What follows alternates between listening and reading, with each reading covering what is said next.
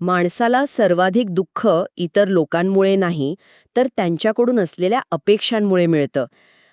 हे वाक्य आपण अनेकदा ऐकलं असेल. हो, अगदी नेहमीच ऐकतो आपण. पण कधी विचार केलाय का, की आपण आपल्या खऱ्या आनंदाची चावी नकळत अशा लोकांच्या खिशात ठेवून देतो, ज्यांना कदाचित त्याची पर्वाही नसते? खरंय. आणि हा खूप मोठा मानसिक प्रश्न आहे. हो ना? तर आजच्या या सखोल चर्चेमध्ये आपण याच मानसिक कोड्याचं उत्तर शोधणार आहोत. आज आपल्याकडे काही खूपच रंजक स्रोत आहेत. मानसशास्त्रावरील काही नवीन शोधनिबंध, वर्तनशास्त्राचे ताजे लेख आहेत. आणि काही जुन्या पारंपरिक तत्वज्ञानाच्या नोंदी सुद्धा आहेत. नक्कीच. या सर्व स्रोतांचा सखोल अभ्यास करून आज आपण एका महत्त्वाच्या विषयावर बोलणार आहोत. तो विषय म्हणजे अपेक्षा कमी करण्याची कला. खूपच गरजेचा विषय हा सध्याच्या काळात. चला तर मग हे सविस्तर समजून घेऊया. रोजच्या आयुष्यात आपण म्हणतो ना की त्याने असं करायला हवं होतं, आणि मग जी अस्वस्थता येते ती का येते, या अपेक्षांच्या ओझातून बाहेर कसं पडायचं हे आपण आज पाहूया. नक्कीच. या विषयाची सुरुवात करताना सर्वात आधी अपेक्षा म्हणजे नक्की काय याची थोडी मानसशास्त्रीय फोड करणं गरजेचे आहे. म्हणजे वैज्ञानिक दृष्टिकोनातून. हो, अगदी वैज्ञानिक दृष्टिकोनातून. काय होतं की जेव्हा आपण एखाद्या व्यक्तीकडून किंवा परिस्थितीकडून ठराविक गोष्ट घडण्याचीच आशा बाळगतो, तेव्हा आपला मेंदू भविष्याचे एक प्रिडिक्टिव्ह मॉडेल तयार करत असतो. प्रिडिक्टिव्ह मॉडेल म्हणजे एक प्रकारचा आधीच ठरवलेला साचा. हो, अगदी तेच. एक काल्पनिक साचा. कसं आहे, आपल्या मेंदूला ना अनिश्चितता अजिबात आवडत नाही. त्यामुळे तो आधीच सगळं चित्र रंगवून ठेवतो. अच्छा, म्हणजे पुढे काय होणार हे तो स्वतःच ठरवून मोकळा होतो. बरोबर. पण जेव्हा प्रत्यक्ष वास्तव आणि आपल्या मेंदूने रंगवलेलं हे चित्र एकमेकांशी जुळत नाही, तेव्हा मेंदू त्याला एक प्रकारचा धोका किंवा एरर मानतो. बापरे, म्हणजे मेंदूला वाटतं की काहीतरी बिघडलंय. अगदी तसंच. आणि याच कारणामुळे स्वाभाविकपणे आपल्याला निराशा, राग आणि दुःखाची भावना येते. शरीरात तणाव वाढवणारी रसायने स्रवू लागतात. म्हणजेच आपण केवळ एखादी इच्छा बाळगत नाही, तर आपण एका अदृश्य करारावर समोरच्या व्यक्तीची सही गृहीत धरतो. क्या बात आहे. खूप छान मांडणं हे. एक अदृश्य करार. आणि गंमत म्हणजे त्या व्यक्तीला अशा कोणत्याही कराराबद्दल काहीच माहिती नसते. आपण स्वतः एक साचा तयार करतो आणि जगभरातील गोष्टींनी त्या साच्यात बसावं असा हट्ट धरतो. हो. आणि हा हट्ट जेवढा तीव्र असतो ना, तेवढी ती अपेक्षा तुटल्यावर होणारी वेदना अधिक असते. कारण मेंदूला तो जो एरर झालेला असतो, तो पचवणं कठीण जातं. म्हणजे आपण फक्त असं व्हावं अशी सौम्य इच्छा करत नाही, तर असंच घडलं पाहिजे अशी अट घालतो. हे समजायला सोपं जावं म्हणून आपण या संशोधनात दिलेल्या एका अतिशय परिचित आणि रोजच्या आयुष्यातील उदाहरणाकडे वळूया. हो, ते मेसेज पाठवण्याचं उदाहरण ना? हो, तेच. समजा एखाद्याने आपल्या जवळच्या मित्राला अतिशय महत्वाचा मेसेज पाठवला आहे. मेसेज पाठवल्या क्षणीच त्याच्या मनात एक चक्र सुरू होतं. लगेच रिप्लाय येण्याची अपेक्षा. हो ना.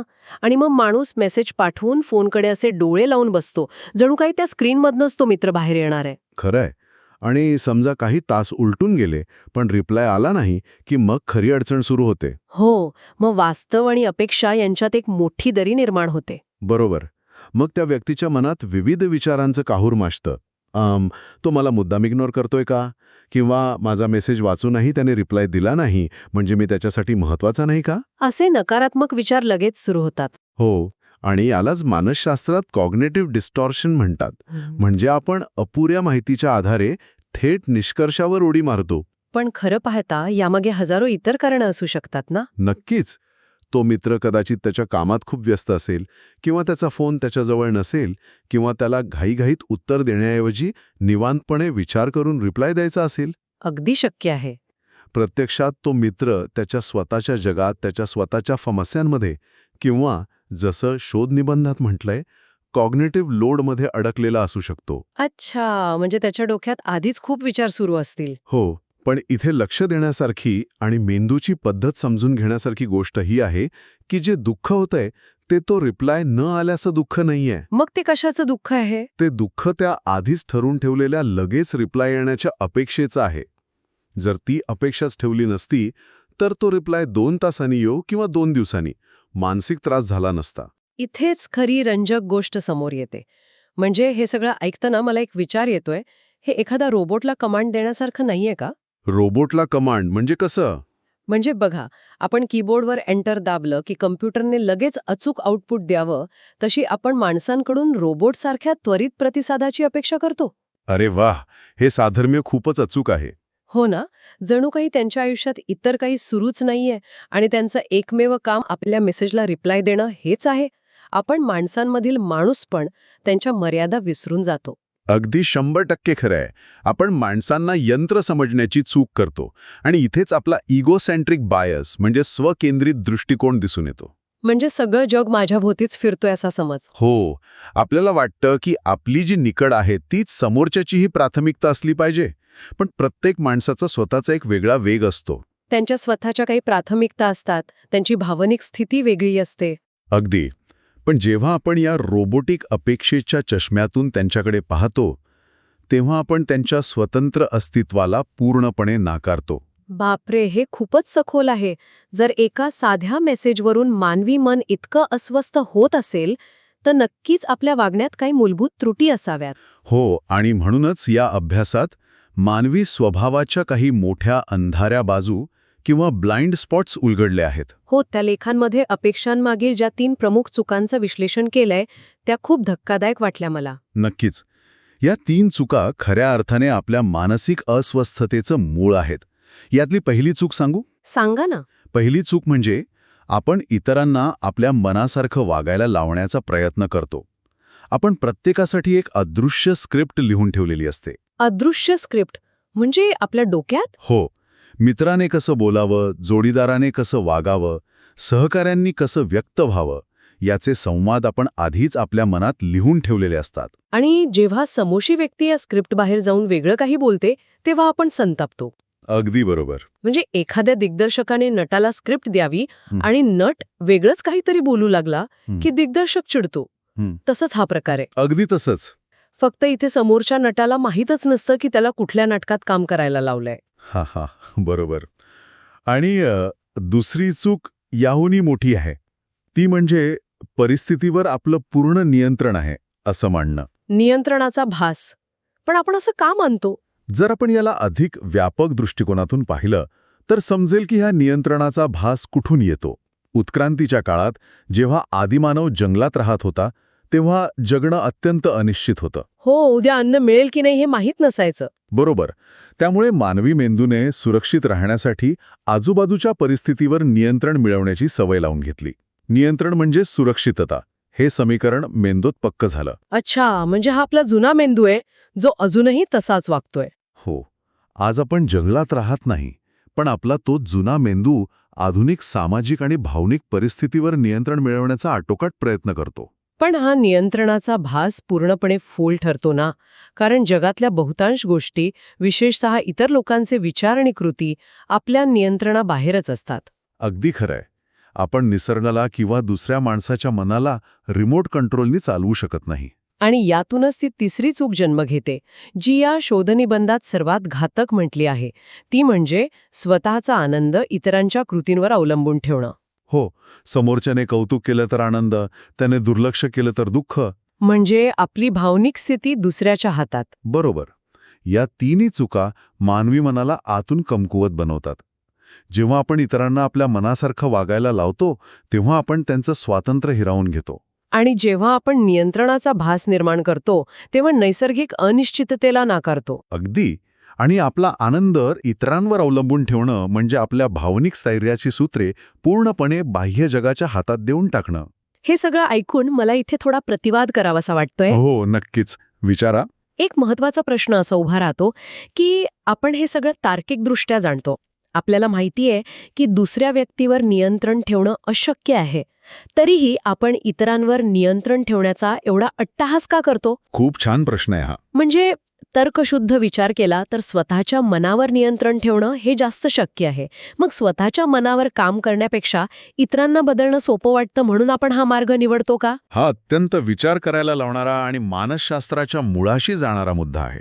बघा, स्वतःच्या आत डोकावणं, स्वतःच्या त्रुटी स्वीकारणं, हे खूप अवघड आहे. हो, स्वतःच्या भावनांवर काम करणं ही एक अत्यंत अवघड, वेदनादायक आणि प्रचंड ऊर्जा घेणारी प्रक्रिया आहे. आणि मेंदूला अशी ऊर्जा खर्च करायला आवडत नाही. अच्छा, म्हणजे मेंदू सोपा मार्ग शोधतो? हो ना. याउलट समोरच्याकडे बोट दाखवणं आणि तू बदललास तर माझं आयुष्य सोपं होईल असं म्हणणं हे वरवर पाहता खूप सोपं वाटतं. म्हणजे जेव्हा आपण स्वतःच्या आतल्या अस्वस्थतेचा सामना करू शकत नाही, तेव्हा आपण बाह्य जगावर नियंत्रण मिळवण्याचा अट्टाहास करू लागतो. अगदी बरोबर. हा एक प्रकारचा बचावात्मक पवित्रा किंवा डिफेन्स मेकॅनिझम आहे. आपला अहंकार स्वतःला सुरक्षित ठेवण्यासाठी इतरांवर दोषारोप करतो, पण दुर्दैवाने हा बचाव कधीच यशस्वी होत नाही. म्हणजेच स्वतःच्या कमकुवतपणापासून पळ काढण्यासाठी आपण इतरांना बदलण्याचा व्यर्थ प्रयत्न करत असतो. हो, अगदी तेच. मग जर अपेक्षांमुळे आणि या नियंत्रणाच्या भासामुळे मन इतकं कमकुवत होत असेल, तर यावर उपाय काय? या अभ्यासपूर्ण लेखांमध्ये एका अत्यंत महत्त्वाच्या संकल्पनेवर भर दिला आहे. हो, ती संकल्पना म्हणजे स्वीकृती किंवा ॲक्सेप्टन्स. स्वीकृती म्हणजे जेव्हा नियंत्रणाचा भास गळून पडतो, तेव्हा जे उरतं ते स्वीकृती असते, हो ना? बरोबर. अपेक्षा आणि स्वीकृती या मानवी दृष्टिकोनाच्या दोन पूर्णपणे विरुद्ध बाजू आहेत. अपेक्षा नेहमी सांगते की हे असंच व्हायला हवं. यात एक प्रकारचा ताठरपणा असतो. हो, ताठरपणा असतो. याउलट स्वीकृती म्हणते जे घडत आहे ते वास्तव आहे आणि ते मी स्वीकारेन. यात लवचिकता असते. पण इथेच एक मोठी शंका निर्माण होते आणि मला खात्री आहे की अनेक लोकांच्या मनात हाच विचार येत असेल. कोणती शंका? जर सर्व काही जसं आहे तसं स्वीकारलं, जर कोणतीच अपेक्षा ठेवली नाही, तर याचा अर्थ आपण प्रयत्न करणं सोडून द्यायचं का?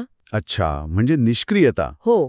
म्हणजे जर एखाद्याला परीक्षेत सर्वोच्च गुण मिळवायचे असतील किंवा स्वतःचा व्यवसाय मोठा करायचा असेल आणि त्याने आधीच ठरवलं की जे होईल ते मी स्वीकारेन, तर हा तर स्पष्ट आळशीपणा ठरेल. हा खूपच सामान्य गैरसमज आहे.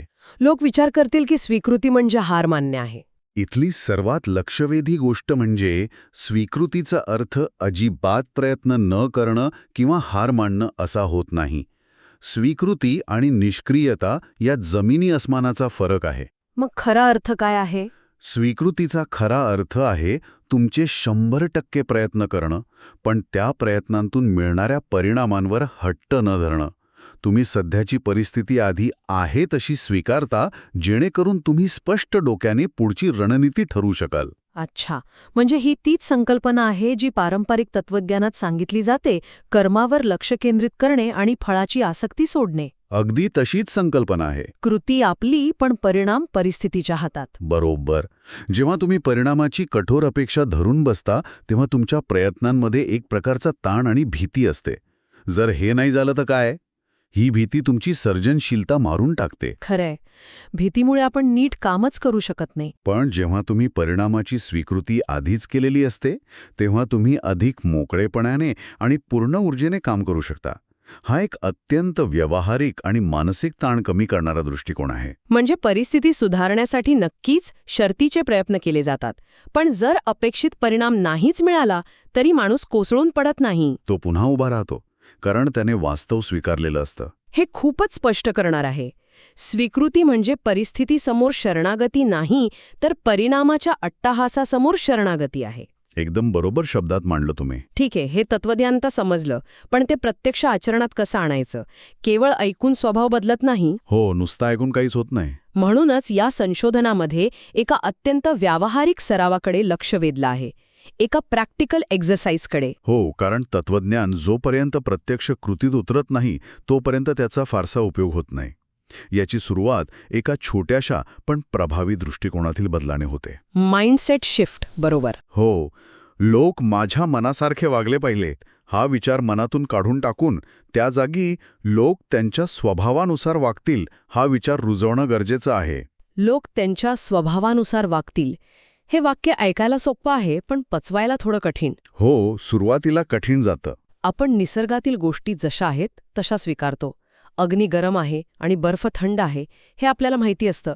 आपण अग्नीला गरम असल्याबद्दल दोष देत नाही किंवा पाण्याला ओलं असल्याबद्दल रागवत नाही. अगदी बरोबर, कारण त्यांचा स्वभाव आपण स्वीकारलेला असतो. पण माणसांच्या बाबतीत आपण हे का विसरतो? कारण माणसांच्या बाबतीत आपला अहंकार आडवा येतो. प्रत्येक माणसाचा एक विशिष्ट स्वभाव, त्यांची जडणघडण, त्यांचे बालपणीचे अनुभव असतात. आणि त्यांची सध्याची मानसिक स्थिती असते. हो, ते त्याच चष्म्यातून जगाकडे बघतात आणि त्यानुसारच वागतात. आपण त्यांना आपल्या चष्म्यातून बघायला लावू शकत नाही. आणि म्हणूनच या स्रोतामध्ये तो एक खूप छान सराव दिला आहे, ज्या लोकांकडून सतत अपेक्षा असतात किंवा ज्यांच्या वागण्याचा त्रास होतो अशा 3 व्यक्तींची नावे मनात आणायची. हो, हा सराव खूप प्रभावी आहे. आणि स्वतःला हे अतिशय ठामपणे सांगायचं की मी त्यांना बदलू शकत नाही, त्यांचे विचार माझ्या नियंत्रणात नाहीत, पण त्यांच्या वागण्याला मी कशी प्रतिक्रिया द्यायची हे नक्कीच मी बदलू शकते. यामुळे एक अतिशय महत्वाचा प्रश्न निर्माण होतो की आपल्या आयुष्यात अंतिम सत्ता कोणाची आणि कशावर आहे. आणि याचं उत्तर काय आहे? याचं उत्तर आहे आपली अंतिम सत्ता फक्त आणि फक्त आपल्या स्वतःच्या प्रतिक्रियेवर आहे, आपल्या रिस्पॉन्सवर आहे. हो, परिस्थिती आणि प्रतिक्रिया यांच्यामध्ये एक छोटीशी जागा असते असं मानसशास्त्रात म्हणतात ना. हो, आणि त्या जागेतच आपलं खरं स्वातंत्र्य दडलेलं असतं. बाहेरचं जग कसं वागेल हे कोणीच ठरू शकत नाही, पण त्याला कसा प्रतिसाद द्यायचा हे पूर्णपणे आपल्या हातात आहे. आणि हाच खरा मनाचा निग्रह आहे. जेव्हा आपण इतरांना बदलण्याचा नाद सोडून देतो तेव्हा आपली प्रचंड मानसिक ऊर्जा वाचते. अगदी खरंय. तर या सगळ्याचा नेमका अर्थ काय होतो? याचा अर्थ हा होतो की आपण स्वतःभोवती अपेक्षांचं जे एक अदृश्य आणि गुंतागुंतीचं जाळं विणून ठेवलं आहे ते आता तोडण्याची वेळ आली आहे. हो, ज्यामध्ये आपण स्वतःच अडकून पडलोय. जेव्हा हे मान्य केलं जातं की बाह्य परिस्थितीवर आपलं नियंत्रण नाही आणि जेव्हा स्वतःची प्रतिक्रिया जाणीवपूर्वक निवडण्याची सवय लावली जाते तेव्हा खऱ्या अर्थाने मन हलकं होतं. मग रोजच्या आयुष्यातील छोट्या छोट्या गोष्टींवरून होणारी चिडचिड आणि नैराश्य कुठल्या कुठे पळून जातं. नक्कीच.